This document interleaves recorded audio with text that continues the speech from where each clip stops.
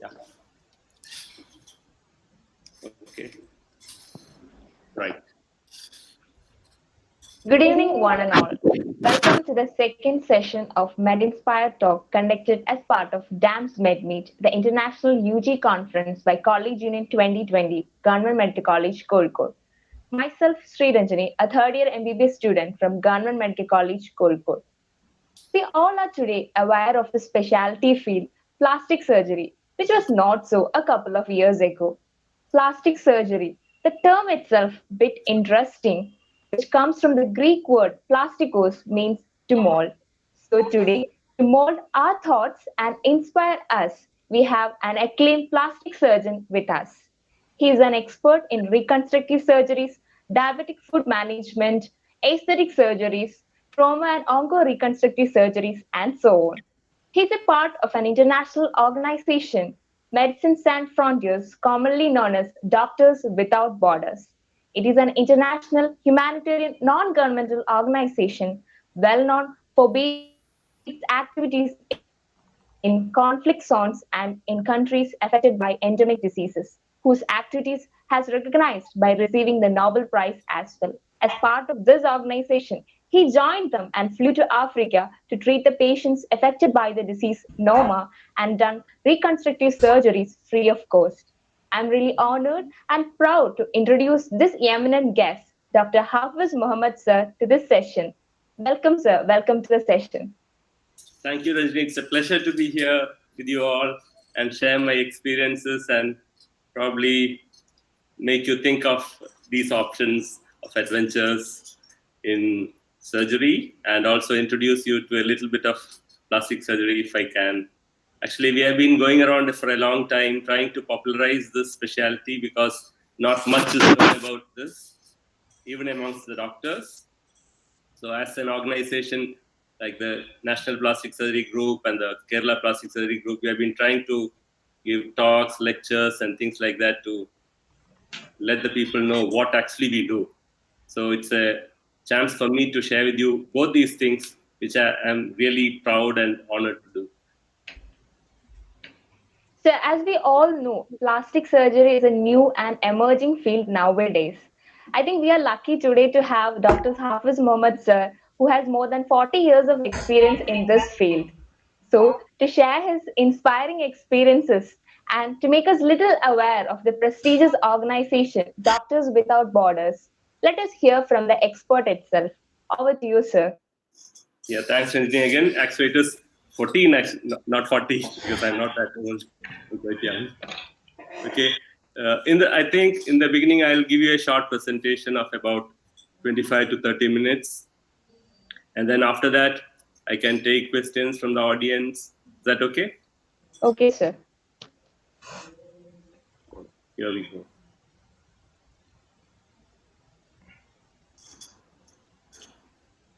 So, thanks for the introduction, Ranjini. But I'm really happy to be here with you all.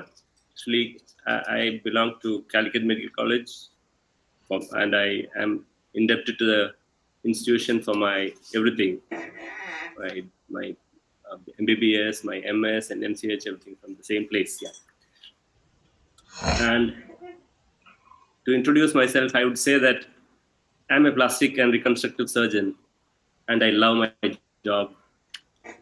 But to be honest, I was never born to be like a doctor. I didn't have dreams like that before. In those times, we had two options. Either you could become an engineer or you could become a doctor. So happened that I qualified for this, then I went into MBBS. Then after that, circumstances made me a surgeon. And then later on, I turned to be a plastic surgeon, though without knowing really what exactly the kind of work that plastic surgeons do. But actually, it is one of the most interesting and challenging of surgical specialties. And we are unique in that we do reconstructive work. Because much of the other surgical specialties, you'll find that the work is taking away things, not putting them back. So that's something that's really different in the specialty. And plastic surgery as a subspecialty, as a specialty, has so many other branches. We'll come to that if we have the time later. Now, so by this, we try to give life to the years, not adding years to life, but making them more productive and useful and more happier in the society. Now, I hope to share with you my small experience with the group called Doctors Without Borders. And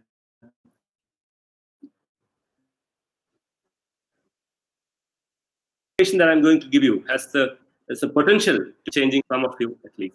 And it happened to me like that a few years before. And actually, I love traveling and meeting people and making friends. And it is said that travel is something that the only thing probably that you buy that makes you richer. So something to ponder on. Okay. Now, I remember a few years back, I made a short presentation to my daughter's class in school about a doctor's life. I would be telling them about the pluses, the pros, and the cons of being a doctor. And I did tell them everything, all the cons. And I also ended the talk by assuring them that this is one of the most gratifying of the professions. We are privileged really to touch a number of lives and help the people in really great ways. Now, this is how it started for me. We had a conference of national plastic surgeons in Coimbatore some 9 years back. And the organizer of the conference was the most respected plastic surgeon from Coimbatore, Dr. Raja Sabapati, who's from Ganga Hospital. So he had arranged a talk by the secretary of the group called MSF India. So that was Farhat. Farhat had given the talk in this conference. So I was actually captivated by the opportunity.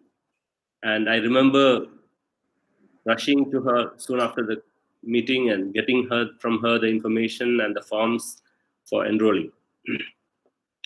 Now, there are lots of options for doctors, but as surgeon, you have the option of being a general surgeon, an orthopedic surgeon, and obstetricians and gynecologists.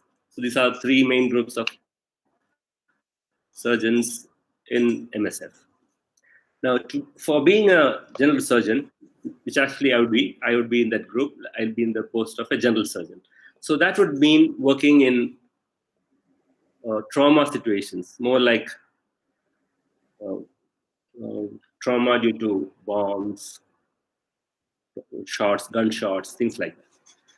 And we would also be needing to work as an obstetrician in case of emergencies. So those are three options as surgeons, and we would be expat surgeons. So I could choose to work nationally in India as a national surgeon, or you could choose to be a expatriate surgeon. So you would be working somewhere else.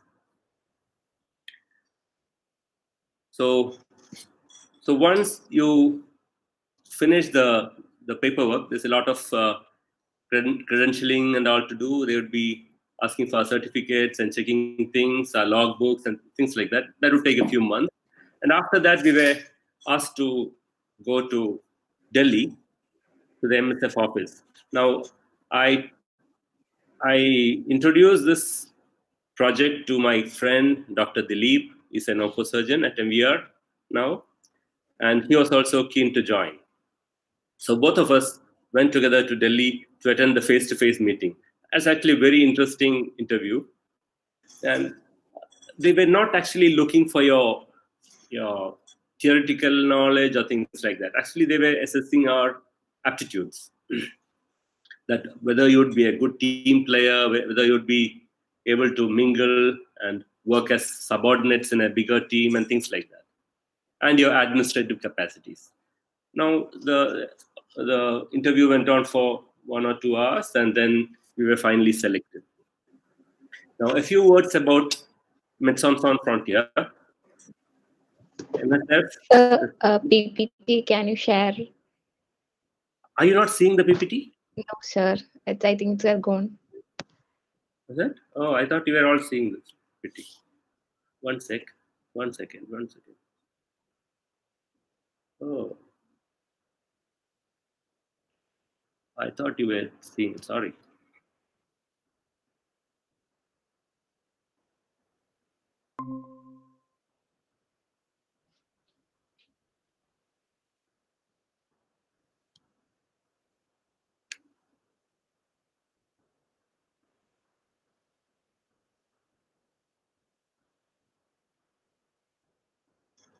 Yes, sir. Is it okay? Yes, sir. Oh, till now I thought we were seeing it. Okay. That's my friend Dilip. We were both together in Delhi for the interview. Now, MSF is an international independent organization that was formed in 1971 by a group of journals and doctors. And there was a civil war in Nigeria at that time. And these people were upset by the complexity of the aid organizations because they felt that the aid organizations were taking sides in the conflict. So they formed this organization to provide life-saving medical care to people in need. Now, 90% of the funding comes from what they call grandma's kitties, that is, personal contributions. And only 10% comes from corporate donations. No donations from any countries, any major organizations, anything like that. So this enables this organization to speak out freely against acts of war, corruption, and other hindrances to medical care in the places of conflict and distress. Now, the key thing is that MSF operates regardless of race, religion, or political beliefs. And this is where it's different from the other major NGOs, like you have UN, the WHO, Red Crescent, Red Cross, Oxfam, different ones. But you'll see that MSF is known for its neutrality.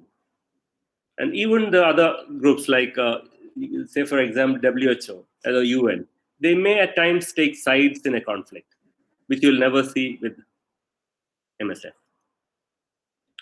Now, MSF runs projects in about 74 countries, and surgical care is provided in some 25 countries. And most of the there are about 42,000 staff, and most of these are volunteers, not only doctors. There are doctors, nurses, and midwives and things like that. But then there are also the logisticians, administrators, financial controllers, HR people, and water sanitation experts, people of different specialities or specialists in different fields. And as I said, there are national staff and expatriate staff. Now, there are definite advantages for a expatriate staff. Say, for example, if MSF operates in India, in Jammu and Kashmir, and in Jharkhand. Now, as an Indian is planning to work in this, I'll have my own prejudices regarding these places and the people and the parties there. So I have my own ideas. Now, for a person who is coming from, say, Africa, he doesn't know about any of this situation, and he doesn't have any inkling to any side. So they are more neutral. So when you're going to a foreign country, you are not affected by the local politics and the tribal problems, nothing. That is one thing. You yourself are neutral. The second thing is that suppose I go to work in Jammu and Kashmir or in Jharkhand. Jharkhand, it's the Maoists. You are helping the people who are the downtrodden, and of course you will come across Maoists and people like that. And when you are going to help the people of Jammu and Kashmir, you'll have people of other groups also, which the government may not like. So you are likely to become a problem with the government also. You know what, right? I don't need to explain about that. So you have the advantage when you're working as an expat. Now, the two core values of MSF are impartiality and neutrality. And this is fiercely guarded and fiercely honored by all the members. Neutral means you are not taking sides in a conflict, like a war or a tribal issue or nothing. You are non-aligned. While impartial means when you are treating patients, whether it's the attacker or the attacked, they are injured. They are all treated equally, whichever faction they belong to. Okay. And the MSF has been recognized for these values by different awards, like Ranjini mentioned, the Nobel Peace Prize, and a few of them. And one of the other core principles of MSF is advocacy, which means the association will speak out on issues. It may be against the government who is hindering the people's healthcare. It may be against the whoever. So, and it will also spread word. It will pass the news. So we'll work for advocacy of the issues of health related to the health. Now, MSF intervenes based on the need, and this is based on its own independent observation, irrespective of race, religion, creed, gender, political affiliation, anything. And you will see that MSF is often the first to reach the problem scenes, like what happened in Kashmir floods and the Nepal earthquake. We are the first to reach the site. Now, often my friends and relatives ask, there's so much opportunity to work in India. There are so many people who needs help. Why don't you work in India? Why do you want to go to some corner in Africa and work? This is a very legitimate question. But you should understand that for a doctor to be effective, it's not only our presence. We have to have the medicines, the supplies, everything delivered, the right quantities at the right place, and logistics. Because of the logistics forms the backbone of MSF. We are emergency ready all the time. We have survival kits and supplies, everything ready, and even we have inflatable hospitals. And MSF has even developed and pre-packed disaster kits. They are ready to be transported within hours. And this is used as a model by many emergency relief operations. Now, we have logistical centers which purchase, test, and store equipments, including vehicles, communication material, power supplies, water processing facilities, everything, nutritional supplements. So much so, planes can be loaded within about 24 hours and reach the crisis areas. This is what a typical activity would look like. This a few years back, you'll find that about 58 lakhs of vaccinations done, some 60,000 surgeries, deliveries, some 1.5 lakhs assisted. A lot of work in various medical and surgical sites. On the medical front, care to victims of endemic and epidemic diseases like TB, HIV, cholera, malaria, malnourishment even. And on the surgery side, since any conflict involves life-saving surgeries, maybe because of bullets, bombs, mines, improvised explosive devices, booby traps, all of these go off. So you have to do life-saving surgeries, limb-saving surgeries, lots of them. And of course, there are security concerns when you work in such areas. So you'll be briefed by, you'll have a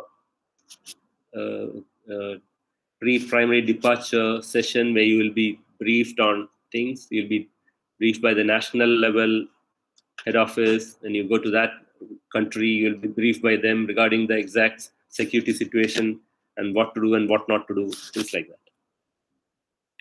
Now, in all areas of conflict, the healthcare system is shattered and the obstetric services are also shattered. So you may have a obstetrician or a gynecologist in your team, or sometimes you may even have to do your cesarean sections yourself, even if you're a general surgeon. A general duration of mission would be about 3 months in the beginning, and it may vary according to the situation.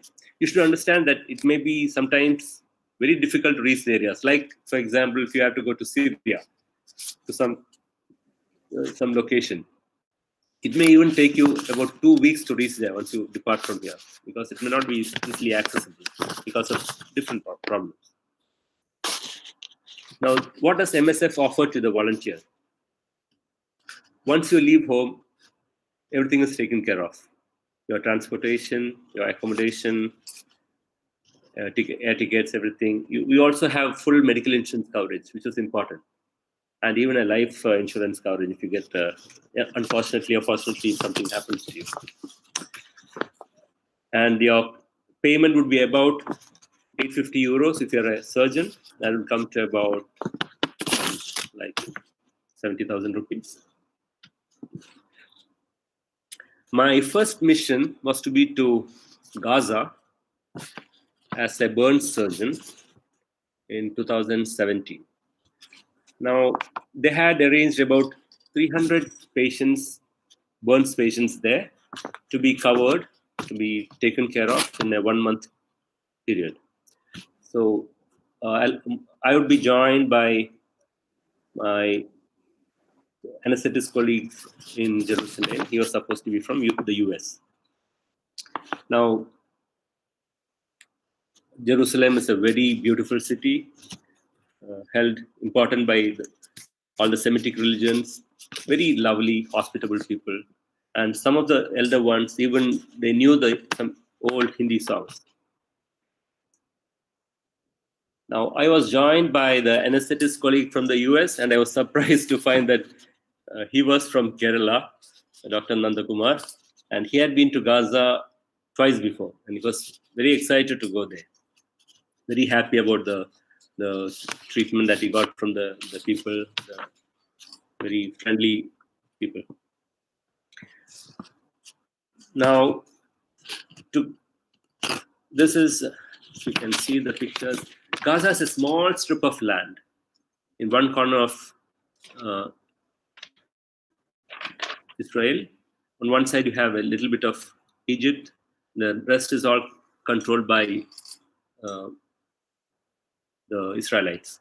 Now, to cross over to Gaza, there are 2 checkpoints through which you have got to cross over with the permission of the Israeli Defense Forces on this side and the Hamas on the other side. You can see the area of Gaza. You should remember that Calicut district is about 2,300 square kilometers, and we have a population of about 31 lakhs in the Calicut district. And so you can see that you find that Gaza is a very thickly populated place. Anyway,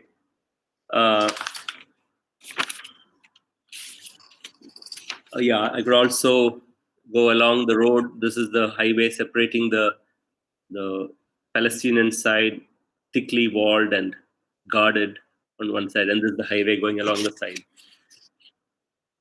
And these are the checkpoints along the main road, and you can easily identify even the vehicles, whether they are Palestinian or Israeli, by the color of the number plates. So you'll be checked. You are more likely to be checked by the military when you have the Palestinian number plate. Yeah. Anyway, unfortunately, I couldn't get entry permission into Gaza, though we waited for about 2 weeks in Jerusalem, and the surgical mission had to be called off. So the anesthetist also couldn't go, and the mission had to be called off. Obviously, they didn't cite any reasons, but you know the reason, because one of the office staff asked me, "Why do you have to be Muhammed?" Anyway, that ended my first mission. I couldn't reach my destination, so I had to wait some time.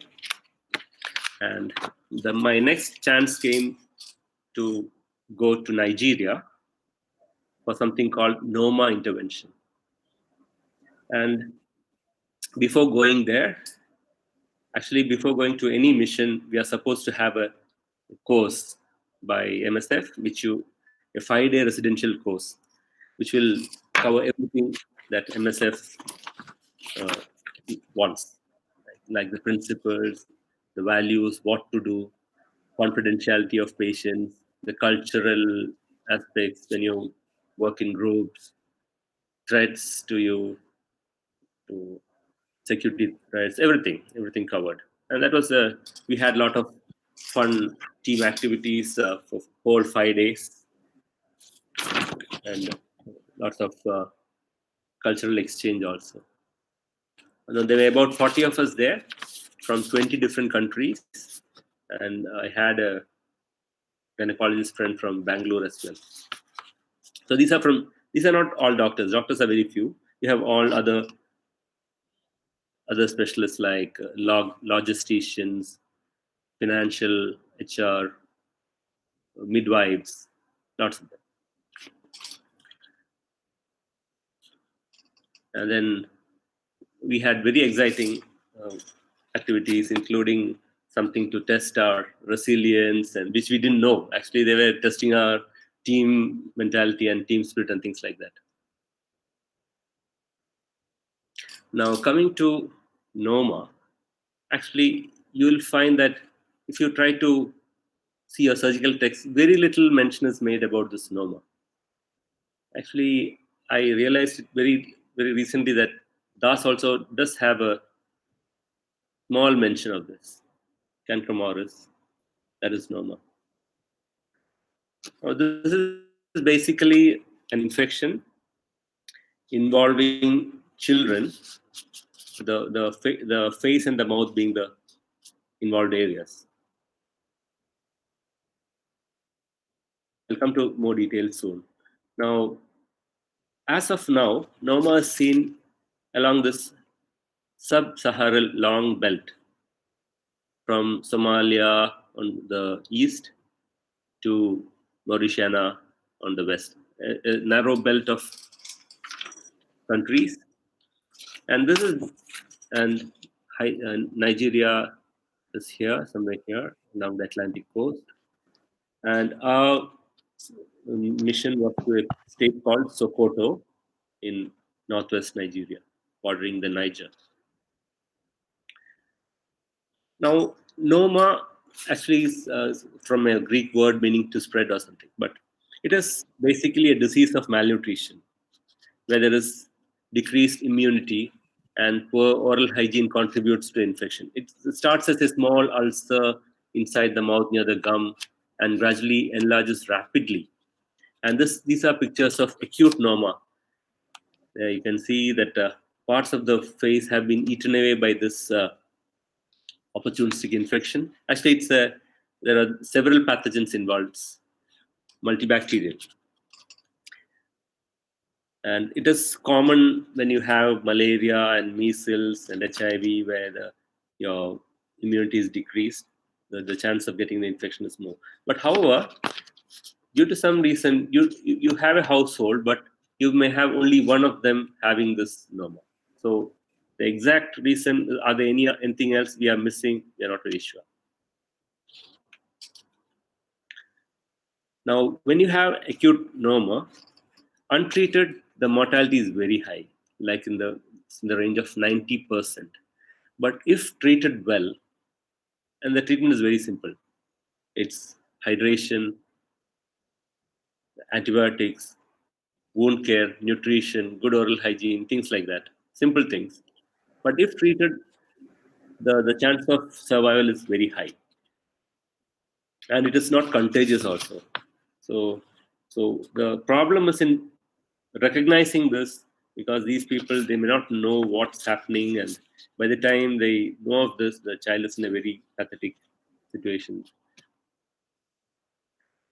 And in Sokoto, there is this Noma Hospital, Noma Children's Hospital. Actually, this is the only hospital in the world where it is designated for Noma treatment.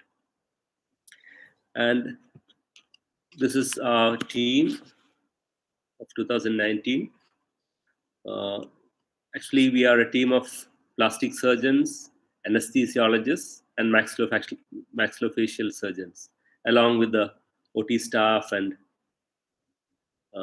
local surgeons also. So we have my MaxFax colleague, Dr. James, my plastic surgery colleague, Dr. William, anesthesiologist, and the local max fac surgeon. Now, this NOMA project has been going on in this place since 1980s. And it was initially being done by British surgeons, then by some Dutch surgical groups, then by some Germans. But there were some funding issues and lack of surgeons to spend their time there. And also some security concerns. Nigeria is not a very stable country, so it's very known for violence. So since 2015, MSF had taken over this NOMA project, and we'd be funding it. We'd be giving personnel, would be supplied by us, and the Nigerian Ministry of Health allows MSF to work in this NOMA hospital. So we'd be doing some 3 or 4 interventions every year. Each intervention would be lasting about 2 to 3 weeks. And you have the team, what I said before, the anesthesiologists and the surgeons. And the conditions have improved over the years. The typical intervention would be about 2 weeks of surgery and 1 week before and after. Initially, we would be having a screening camp the first 1 or 2 days when we'll be screening the patients and scheduling the surgeries. Some of them may be fit for surgery, some may need correction of malaria, or some may need more nourishment. So you'd be choosing the patients and preparing your surgical list. And so the anesthesia team would be doing the pre-anesthetic checkup and things like that. MSF has done about 500 surgeries till date. We have had some 19 missions, and there were no perioperative mortalities. The reason being that there was good time for preoperative preparation. Many of the patients would be reaching the hospital weeks before the surgery. They'd be preparing the patients in every way with nutrition and everything. And we selected the cases very well. And the quality of surgeries has been quite good. And we also provide them with the initial post-operative care, which is very critical for good healing. And after this, the national doctors would be helping with the care of the wounds and the patients till they are discharged from hospital. Many times they also stay in the hospital for a few weeks before things are settled. And they don't have any problem in staying there. They may be coming from very far off places, villages. They happily stay. They are given everything, the food and the shelter, and they stay there till they are fully fit to go back. And it's very difficult for them to come back again and again also. So they prefer staying in this hospital till everything is settled. And this is the NOMA ward. So we have, it's just like our wards, some 10 or 12 beds in a ward, which are post-op wards and the preoperative wards. One of the main challenges in NOMA is the trismus. These ulcers on the inside heal with a lot of scarring and even bony involvement. The mandible, the joints, the coronoid, the scarring. And like these ladies, the lady on the right, she had NOMA during her early childhood. And this is the maximum mouth opening that she was having. So you can imagine how difficult it is for her to eat. She can't actually eat. She can only drink with a straw. So it's very difficult, and the corrective surgery is also quite tough because the chance of success is not that high unless you give them good post-operative physiotherapy and mobilization and everything. Surgically, it involves bony releases, scar releases, osteotomies, and things like that, which is done by the maxillofacial surgeon. You have a good CT there, so you can see the deformities caused in the deformities because of this. You can see the shape of the mandible totally changed. There'll be a lot of scars on the inside. So, regarding the reconstructive surgery, the major challenges are the defects involving the nose, the upper lip, have the commissures, the lower lip, in those areas. Now, we'd be doing surgeries from 9 o'clock till 5.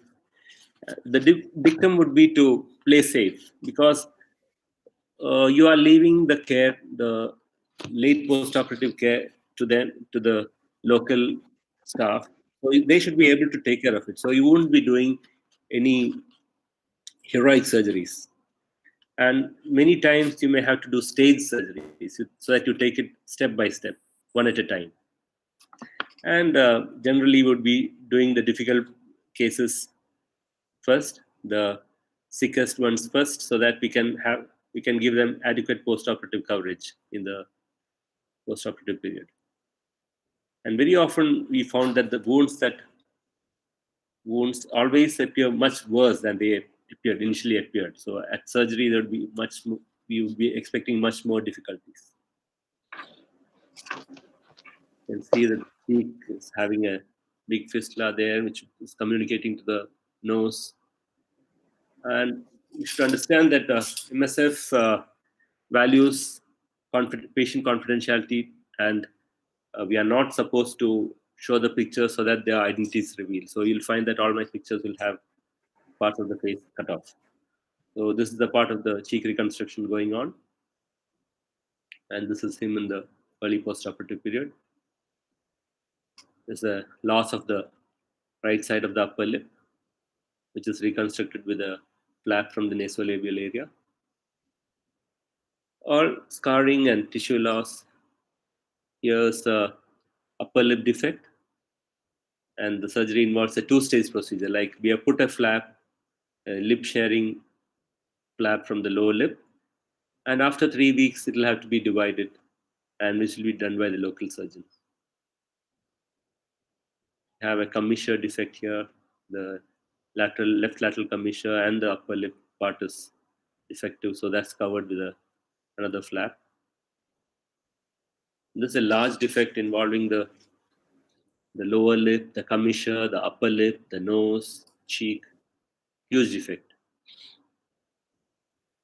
Again, covered adequately with local flaps. And this has taken care of her cheek and the lips. Of course, he'll need a nose reconstruction later on, which will be done probably after the next 6 months or so. And have complex defects involving the lip, cheek. You can imagine how difficult a life he'll be having, because we find some of them wearing a kind of a veil on their face to hide their deformity, and you actually cry seeing their faces. And this is lip and cheek to the same patient after reconstruction. Of course, you cannot give a normal face to them. It's almost impossible because parts of the face has been lost.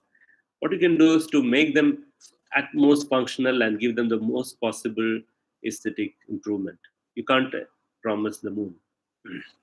This trismus, which is released, and he's undergoing her physiotherapy. Again, another case of trismus with the scar. The tissue there is thickly scarred. So first you have to release all the scarring and leave only supple tissue behind. And then the whole defect has to be covered, if possible, in 2 layers so that the scarring doesn't recur. What we have done here is a stage procedure, what you call a Beckhamjian flap or deltopectoral flap. You take the tissue from the shoulder area and you move it like a pedicle, like the elephant's trunk.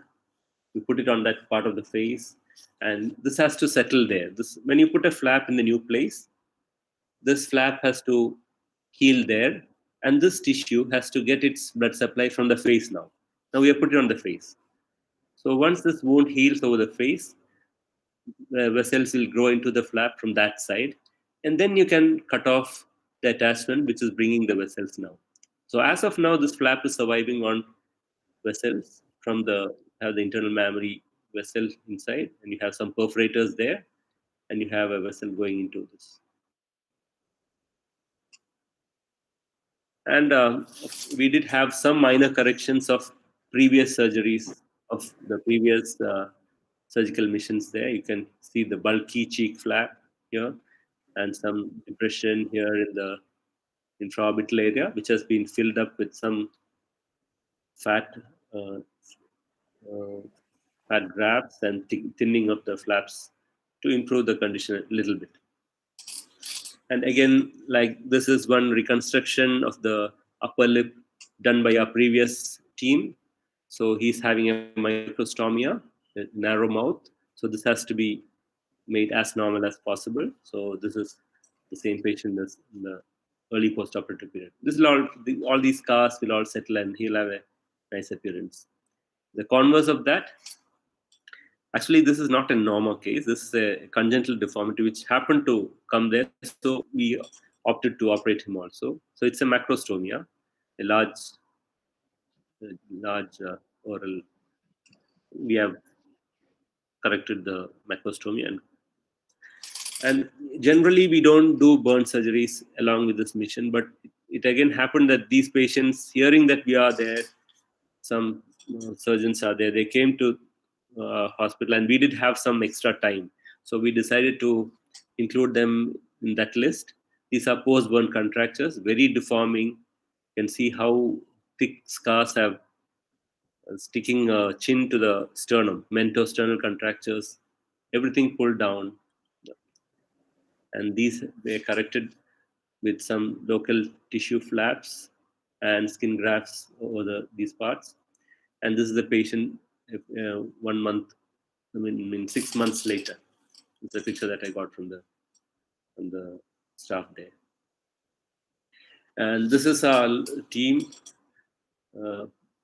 This is, we have James, the maxfac surgeon from, actually he's from Chennai. Very few maxfac surgeons in MSF from India. And the other 3 are colleagues from Nigeria. 2 are training to be plastic surgeons, and 1 is a maxfac surgeon in training.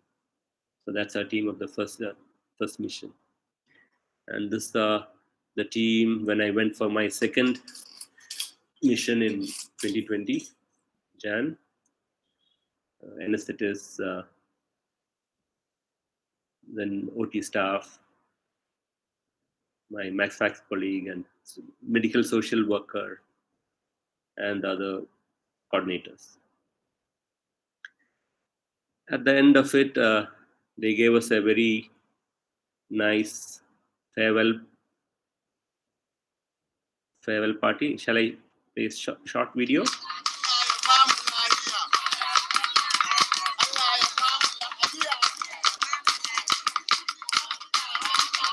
That's a typical Nigerian beat. We have a drum. Some nice dances and songs and merrymaking.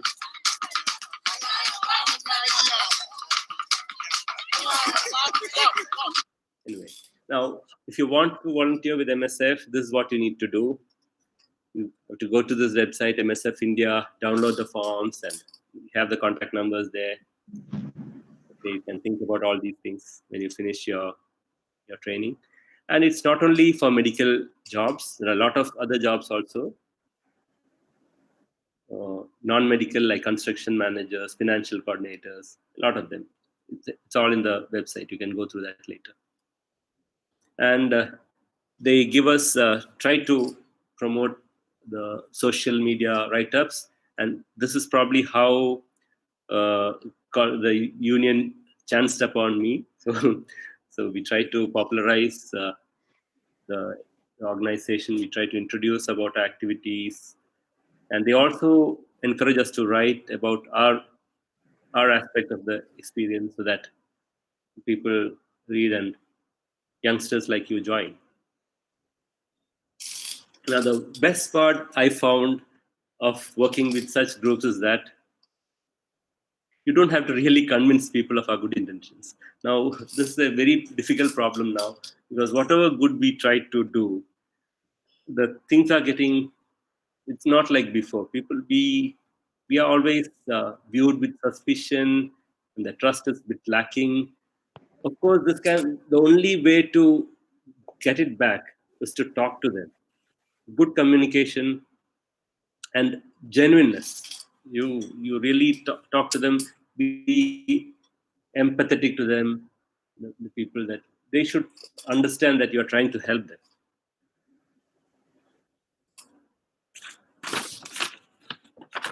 Now, the goal is to die with memories and not dreams. Now, there is no greater joy than the joy of giving. As doctors, we all know that. We all, when a patient goes from us healthy and happy, the joy that we get is not measurable.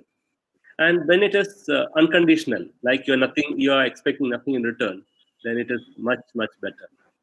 And MSF is one of those great opportunities you have for your fulfillment in life. It's a delightful experience. And like my colleague said, it's something that he would never exchange for anything else in life. So I gently persuade you all to think over these, explore such possibilities along with your life as doctors. And I assure you, it will be really fascinating. And at the end of it, it will make you a different and a better human being. And maybe I can show you a 2-minute video and we'll end this talk. Is that okay, Ranjini? Okay, obviously. Acts of kindness, acts of generosity is how simple it is to make people feel good. I was walking down the streets of New York City, and a guy walking in front of me, his backpack opened and a bunch of paper fell out on the street. I didn't think much of it. I bent down, I gathered up the papers, handed them back to him, and pointed out that his bag had opened. Now, in our bodies, there's a chemical called oxytocin. Oxytocin is responsible for all the warm and fuzzies, unicorns and rainbows. It's responsible for all the warm feelings and connectedness we have with each other. Friendship, love. Huge amounts of oxytocin surge through a woman's body as she gives birth. This is what is responsible for the mother-child bond. Oxytocin binds human beings. There are many ways to get oxytocin. One of them is acts of kindness and acts of generosity. It feels good when we do something nice for someone. It feels good when someone does something nice for us. On this particular day, I did something for someone with no expectation of anything in return. I got a little surge of oxytocin. I felt good. He turned to me and he said, "Thank you. It feels nice when someone does something for us with no expectation of anything in return." He felt good. I walked to the end of the street. I'm waiting to cross the street. And a total stranger who happened to be standing next to me said, "I saw what you did back there. That was really cool." As it turns out, witnessing an act of generosity releases oxytocin, and he felt good. And the best part about oxytocin is the more oxytocin we have in our bodies, the more generous we become. It is Mother Nature's way of trying desperately to get us to look after each other. I can guarantee you that that man who witnessed what I did something nice for somebody that day simply because he saw someone do something nice for somebody that day. So what if we commit to do something nice for someone with no expectation of anything in return? Imagine what happens at work. Imagine what happens at home. Imagine what happens with our friends. But it must be genuine. Acts of kindness. I think I can stop for now. I have a small video with me. If we have time, we can show that later. Maybe my video on the whole trip. Okay. But I think I'd better take some questions from you. So from this presentation, actually, you opened up a new platform for us medicos to explore. I'm sure that most of the one who are hearing this session is unknown about this MSF, its activities, and all the kinds of things, the medical as well as the non-medical activities that the MSF is conducting. I'm sure that this presentation must have poured some light to some of them who are hearing this. So I have one question. To work in this organization, like MSF organization, it requires that much commitment and a dedicated mind. Also, it is very time consuming. As you already mentioned, it takes months or weeks for one mission. So have you had these interests from your UG days as well? And what are the challenges you faced while going through this organization? Well, I didn't know about this before. This option of working with them. In that case, I would have joined much earlier. I would not have wasted so much time. I joined it around the age of 40. I would have done it much earlier. And the chances of it'll make you a better person. Like if you, a lot of my friends, they have been to different war zones, and you should see the videos of these people. It really makes you cry. So I didn't know about it before. And challenges, actually, it's a big difficulty to go off for a 3-month mission. If we have, of course, we have a family to look after, but if it can be settled, I don't think this taking a 3-month vacation from your work is not going to affect your career. It will only make you richer and in every way, because there's no point in working from early morning to midnight doing practice, and at the end of the day, when you're about to die, you should have some good memories, right? And Yes, you have to find time for your dreams. Actually, I didn't have any problem in going with MSF. It was real fun. And okay. Okay, so you can come back to your screen. Stop sharing. Can you stop sharing? Are you still okay? Okay. Okay, thank you, sir. So there is one curious question from our audience: that are those paintings behind done by you or not? Actually, the paintings are. I'm sitting in my clinic, so these paintings are regarding the skin phototypes, the types of skin. There are some 6 types of skins, which is the Fitzpatrick skin prototypes. These are actually paintings made by my colleague's niece. She's a doctor. Heba's a doctor. She did the paintings of all those those very cute, very nice pictures. Yeah, it's interesting that somebody picked it up. So there is another question from a passionate painting artist who accidentally ended up at medical school and now he is admiring to be a plastic surgeon. His question is, can you correlate painting skills, drawing hands or musical fingers to be a perfect plastic surgeon? Of course, you have to. They say that you have to be an artist to get the best of results. Like one of my colleagues is a good artist and he's a good surgeon. If you are artistic, just like our just like an Apple man, Steve Jobs. He did his calligraphy, and turned out that made him a much better programmer later on. Everybody benefited from that. So if you're a good artist and if you're passionate about plastic, you'll be a great plastic freelancer. And as I told you, I don't believe that your inborn talent is your inborn surgical talent is going to make you a good surgeon. It's more work than your born kind of thing. If you work more, you'll be much better. So work is more important than that born thing. That's what I feel. Okay, sir. So there is another question regarding the MSF. How to join the MSF after DM neurology? Yeah, that's the more specialized you go, the more difficult you will find.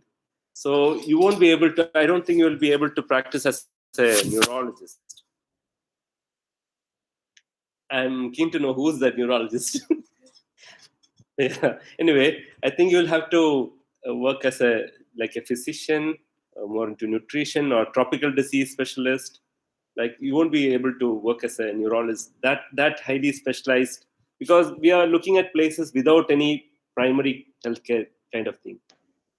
So the bulk of care needs to be in that part of the health sector, not in the highly specialized things. So this even my plastic surgical thing is a real chance. I don't have any other places in MSF where they do reconstructive surgery. This is the only one where in every other place I have to be a general surgeon taking care of wounds. But I'm sure I'll be able to, with my reconstructive background, I'll be able to do better in those war wounds and all. Yeah. So that's another question. What were the hardships you've had to face while working with MSF? Actually, when we go for these missions, we have one briefing. Our MSF has 5 headquarters. These are all in the Europe. So one of the Norma comes under the Amsterdam headquarters. So before going for the trip, we go to this MSF office. They brief you about the things. Where a medical social worker a psychologist will also talk to you. And on your return, you are debriefed about what are the problems that you had in every aspect, like surgical aspect, your equipment things, how was the national staff, were they helpful? And finally, this psychosocial support team also questions you, like what were the problems that you face. So I told you that actually I am a bit disappointed that I don't have much of problems. So actually it was very comfortable. The only thing is when you're working with MSF, you won't be able to see the place. So everywhere you'll have this security concern. So you're not allowed to go out of your compound. So you'll be working in a hospital, and then you'll be taken by the MSF vehicle to your place of residence, maybe a hotel or maybe a MSF home. But you're not allowed to go out of the compound at any time. That is strictly against MSF policy, and you'll be kicked out. You will be kicked out if you cross the limits.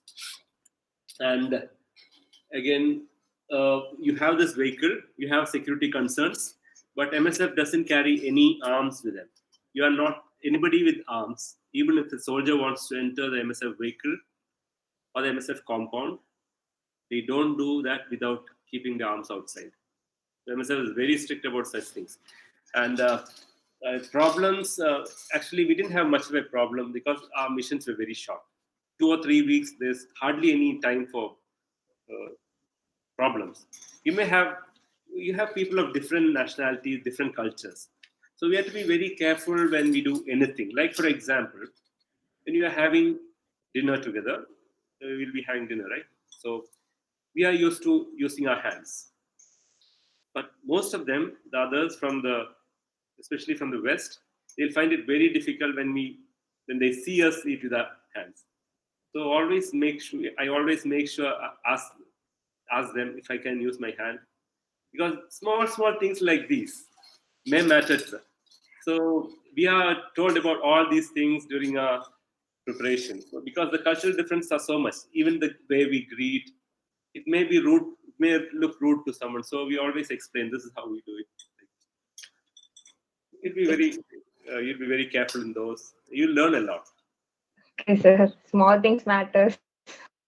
Okay, sir, plastic surgery is itself a wide area, but we people are more aware of its cosmetic purpose only. So, sir, in what state does India stand in the field of plastic surgery, and what all advancements are required? Okay. Actually, plastic surgery is one of the youngest of the specialties. It developed maybe after all the wars, progress medicine. So the Second World War was the time in which there was a lot of deformities and, like you said, plasticos, molding. You had to have a lot of reconstructive surgeries, and then that's when you get refinements in the reconstruct. Now, plastic surgery again has so many subspecialties. Like hand surgery is one specialty by itself. You have brachial plexus and nerve surgeries, peripheral nerve surgeries and brachial plexus. That's another subspecialty. You have craniofacial surgeries, like you see the craniosynostosis. You know that the skull. After when you do more of your specialties, you'll know, Rajni. And then have the cleft lips. That's also part of the craniofacial problems. Then you have aesthetic surgery. You have pediatric plastic surgery. A lot of specialties, subspecialties springing up. And actually, India is doing very well as far as the reconstructive side is concerned. We have excellent surgeons. We have excellent results, reconstructions, actually spellbounding results by some of the surgeons. And cosmetic surgical wise, ours is not a developed country, and depends on the people's spending. So again, cosmetic surgery is not that popular, but it's gradually getting into the place. Yeah, we are doing good. Yeah. Okay, sir. So, and not a general question, but something from the general thing. So, being as a student from Calicut Medical College, spending my 3 years in my campus, for me, and not only for me, for others, it's very difficult to get detached from there. So, being an alumni, how much Calicut Medical College helped you to nurture your profession? Yeah, actually, I'm born here in Calicut. I'm brought up in Calicut, and even otherwise, Calicut has that magnetism. People who come to Calicut, even for other reasons, they find it very difficult to detach from Calicut and go back. There are so many people around, so many doctors and even non-doctors. So Calicut's medical college has been my everything regarding my medical education. Actually, I have spent about 14 years maybe in the institution as my MBBS, MS, and MCH, and in between as lecturer in surgery and a short period as lecturer in neurosurgery. I spent maybe half of my time in the institution. Obviously, you can't you don't. But the thing is, you have experience. I have experienced only Calicut. The teachers excellent. Yeah, it has been like that, and I hope it continues to be like that. Okay, sir. So, before concluding, what message would you like to give to the young budding doctors from your experience, from your life, from your journey? Yeah, medicine is so huge and vast, and we are only in one corner knowing very little of that. And humility is one thing I would request all of you to have. You can't know everything, and things keep changing. What is true today is going to be false tomorrow. So you can't be dogmatic. You have to have an open mind, take in whatever information you get, and of course, each of you will have your own way of life. But be genuine. Communicate with the patients. That will take care of most of your worries and that'll keep you happy. I think that's my message to you. Okay, sir. So now it's time to conclude the session with Dr. Hafiz Muhammad, sir. I'm sure that plastic surgery is not an explored area, even if we medicals are unaware of the different opportunities that it would forward. But from this session, I'm sure that some of us has got an idea about the different aspects of plastic surgery and the prestigious organization MSF, the opportunities it put forward. And he had already mentioned about the adding life to the years, about the act of generosity, the importance of communication, and the importance of relationship. I think all this will help us as young medicos through our life. Thank you, sir. Thank you for spending your valuable time with us. We're so happy to have you today. Thank you, sir. It was my pleasure, Ranjini, for being able to speak to you all. Thanks a lot. Bye. Thank you, sir.